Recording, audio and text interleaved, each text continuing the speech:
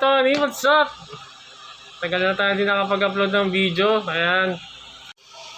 Hi everyone, what's up mga Tony? Good morning sa inyo mga ka-riders natin dyan. Ride safe always. Kamusta kayo? So ngayon lang tayo nakapag-upload. So for today's vlog mga Tony, meron lang tayong re-review. Kasi meron tayong binili sa Shopee. Yung yung cellphone holder. Yan mga Tony. So maliit lang siya, tapos sobrang sakto to sa motor ko. And then swak na swak siya. Kahit maliit, pero okay naman siya. Yan. Tapos hindi ko pa siya na-install, hindi ko pa siya napapakabit. So ito, i-unbox lang natin siya mga Tony. Ayan, alright, samahan nyo. Tara, let's go, let's go! Ayan mga Tony, ito na ang ating yung cellphone holder na binili natin sa Shopee. Ayan.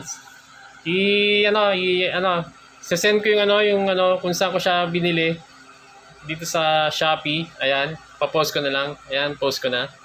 Alright. So ayan mga Tony, ito yung mga parts niya, yung kabitan ng phone. Tapos ito yung pinakakabitan do sa handlebar. Ito, alright. Tapos may kasama siyang double aggressive. Ito. Ayan. Tapos meron din siyang kasamang Allen wrench. Ayan. Para pang kabit dito sa mga parts ng phone holder. Alright. So ito lang naman yung mga parts niya. So ikakabit ko na mga Tony. Tara, let's go! Meanwhile, ayan mga Tony, naikabit na natin. Ayan. So yung pinaka tools niya, yung mahaba na tornilyo, yung dito kinabit ko rito. Bali ipapasok mo ito, ikakabit muna natin ito. Tapos sunod ito, yung pinaka tornilyo. Ayan. Tapos yung Allen wrench yung higpit ko, kabit ko doon. Alright. Kabit ko dito. Ayan. So ganito lang siya, kasimple lang siya mga Tony. Sobrang matibay siya. I hope na na tatagal naman ito mga Tony. Kasi bakal siya mga Tony. Ayan. So sa lahat ng mga gamit, siyempre ingatan lang lagi para hindi madali masira. Yan ang pinaka-the best doon. Alright mga Tony. Yan, so sana nakatulong ako sa inyo. Kasi yung isa kong ganito, nasira na. Na sobrang tagal na rin siguro. Kaya, ito lang naisip ako.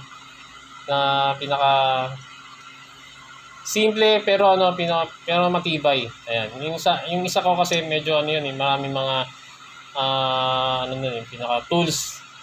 Pinaka maraming nakakabit doon. Kaya nasira siya. Ayan. Shoutout nga pala sa Shopee na binili ko na to. Ayan. Again, post ko ulit para...